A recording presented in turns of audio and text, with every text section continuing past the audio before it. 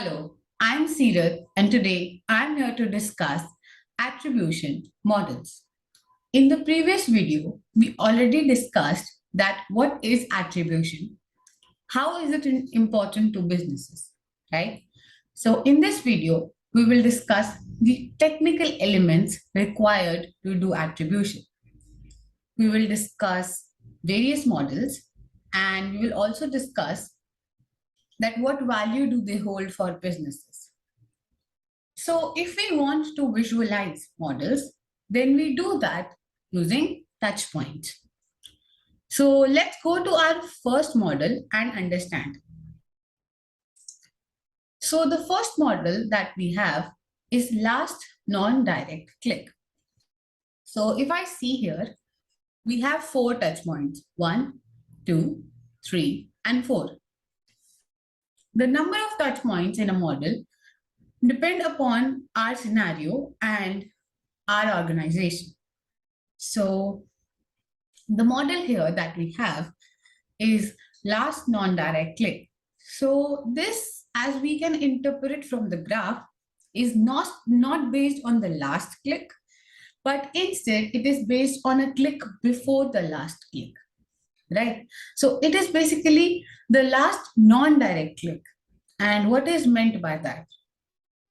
Let's say that a user visits the website using PPC, right? So using some online marketing or some, let's say, affiliate link, the user visits the website and the user comes to the website, looked around, but did not buy anything. After a few days, the user visits again. And this time, instead of the affiliate link, the user directly typed the URL of the website. So this time the user is making a direct visit, right? And what if in that visit, user buy a product? So in analytics and AdWords and other platforms, the credit of that conversion, the user came to the website and bought something, that was our conversion, right? So the credit of that conversion will not go to the direct click because it has been less than 30 days between the last non-direct click that occurred. So the credit will go to the last non-direct click. So this is what this model is really about. All the weightage is basically given to the non-direct click, right? Then we have another model, which is last interaction attribution. So in this model, everything is weighed upon the last interaction, right? The actual interaction within the journey where the sale happened, where the conversion actually happened. So the 100% of the value is given to that interaction, that particular touch point. This last interaction attribution model is useful for linking online world to offline world because it is not necessary that the user always do the last interaction digitally, right? There can be a case when a lead is generated online, but then the user visited the store, the consumer visited the store and made the conversion there. So then we can simply just enter the data into our attribution model. So this is a great way of linking online and offline world. So we understand that how is the last thing happening, what is basically happening, and understanding the last part is very important because companies sometimes tend to focus their campaigns on it, right? So we discussed two models. One was the non-direct click, and this was the last interaction attribution. Now, one thing that is missing from both of them is that they just focus on the conversion part. Like during the conversion, what things are happening, they are not focusing on consumer behavior throughout the journey. So if we see this funnel, we will understand that there are other parts to a consumer's journey. It is not simply conversion, but there are other things that we might be interested in knowing. Like, why did the user came to the website in the first place? How was the user interested in our business? What was the behavior of the user through our website? Like, which product attracted user the most, and on which page users spent the most time. So we are interested in conversion, but we are also interested in knowing that what were the other factors that led to the conversion in the first place. Because as a business, understanding those factors are equally important for us as is understanding the conversion. So if we want to apply attribution properly, then we need to take these factors into account, right? So this is what we can understand from this funnel. Now, let's look at the next model that we have. We have linear attribution. Now, unlike the last interaction model, linear attribution divide the value equally in all the touch points, right? So every touch point is given equal value. This can be a bit problematic for us because we will not be able to understand that which particular touch point is more valuable for our business. We will simply be able to get an idea that, okay, these four things are happening, but how will we design our campaigns? How will we focus on a particular aspect more? Because this is just dividing the value and not giving us much information, right? Because equally dividing does not even differentiate one touch point from another.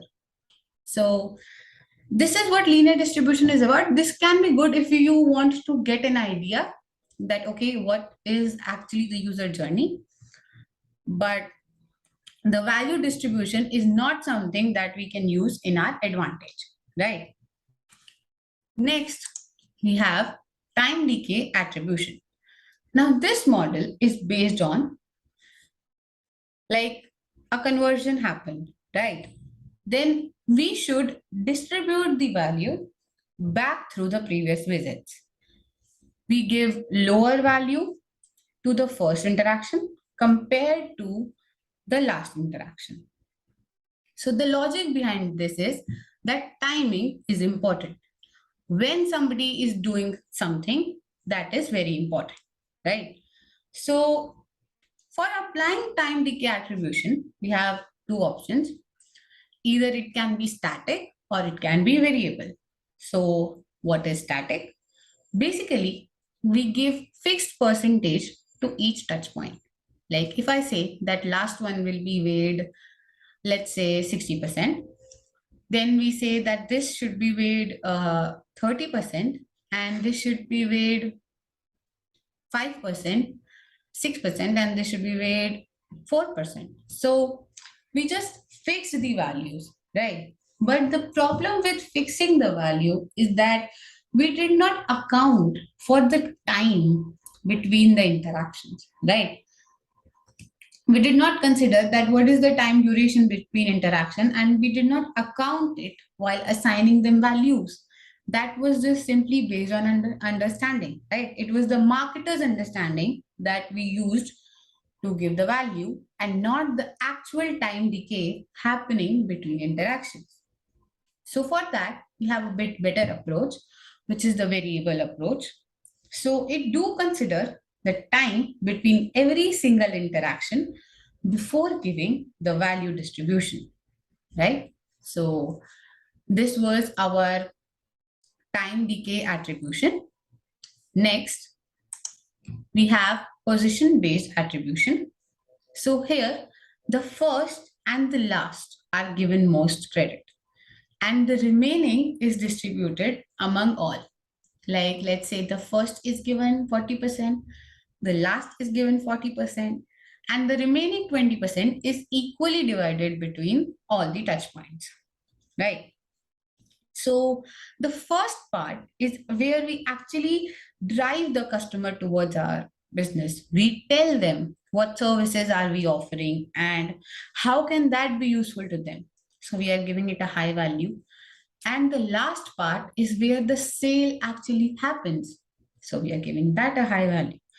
This model helps us to get the idea of challenges of acquisition and conversion.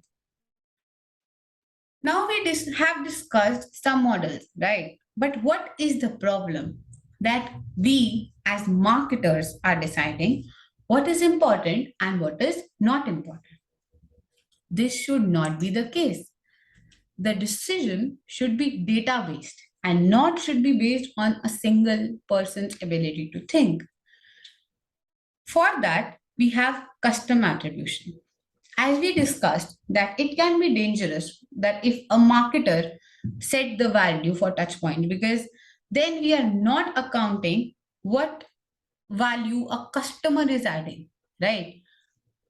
So for that, we use algorithmic outputs where we put data through the system and we give it the ability to train, right? We tell it that, okay, these are some factors that we want to include.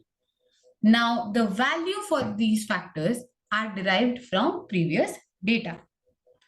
So, machine learning is used by people who want to do attribution at a large scale and using ML to decide what we are giving value to the journey of the user.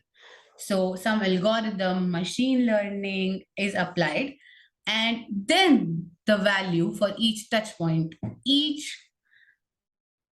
position of the user in the cycle is decided. So we discussed various models for attribution. This will be all for this video. Thank you.